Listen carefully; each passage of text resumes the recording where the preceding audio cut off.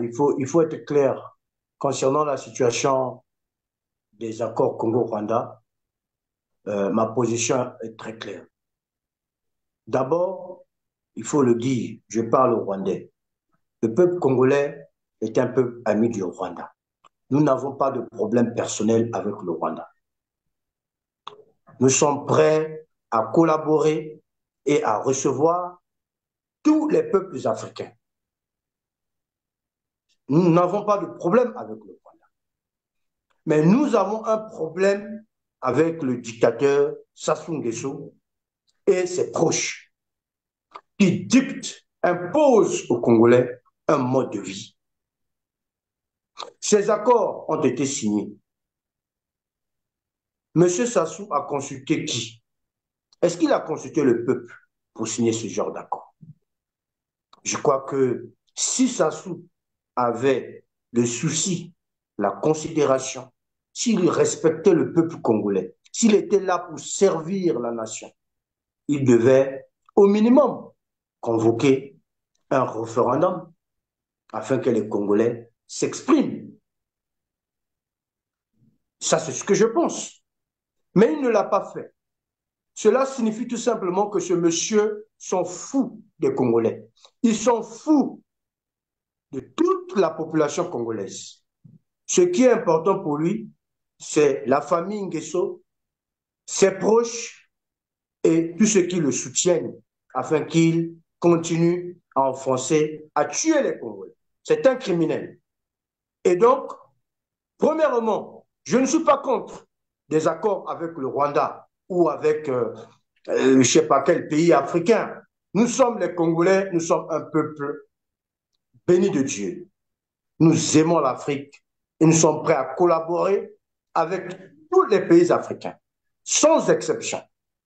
Mais nous sommes contre ces accords, particulièrement les accords, on ne va pas appeler ça les accords Congo-Rwanda, les accords Sassou-Rwanda, les accords Sassou-Nguesso-Rwanda. Est-ce que vous me comprenez? Ce ne sont pas les accords Congo-Rwanda. Il faut changer. Les accords Sassou-Rwanda. Nous sommes contre les accords Sassou-Rwanda parce que ce monsieur se fout des gens. Il s'en fout des Congolais. Il s'en fout de 5 millions d'habitants.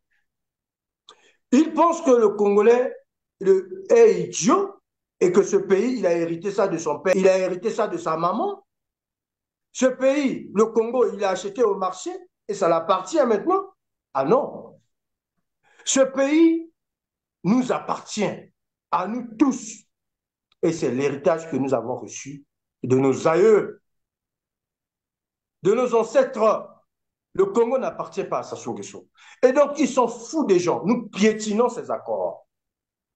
Et s'ils s'entêtent, je vous ai dit, M. Perrin, que Sassou Nguesso est à sa fin. Il va bientôt partir. Sassou va bientôt partir, je vous le dis. Le peuple va se soulever. Et je l'avertis, je lui dis, qu'il fasse très attention. Il doit sortir par la grande porte.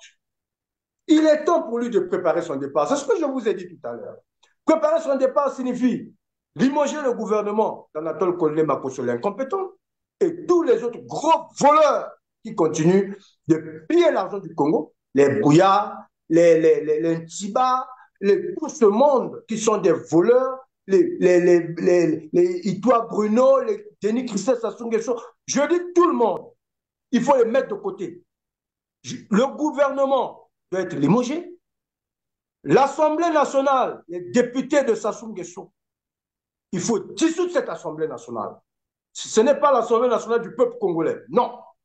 Ça, c'est l'Assemblée nationale de Sassou Nguesso et de tous ses projets. Je vous ai dit que moi, j'ai fait des petits qui sont aujourd'hui des députés de Sassou. C'est moi qui les ai formés. Je ne le fais pas pour humilier un individu ici. C'est pour dire que ce pays, l'état actuel de la situation de notre pays est chaotique et nous devons remettre les compteurs à zéro. C'est nul. Le gouvernement, c'est zéro. Un gouvernement de voleurs, des incompétents qui sont là à piller les richesses de notre pays pour leur propre bien. Ils sont là à construire des maisons chaque jour dans Brazzaville. Ils ont des entreprises, ils ont ceci, ils ont cela, pendant que les Congolais, la majorité de la population, les propriétaires du Congo sont en train de souffrir et n'ont rien.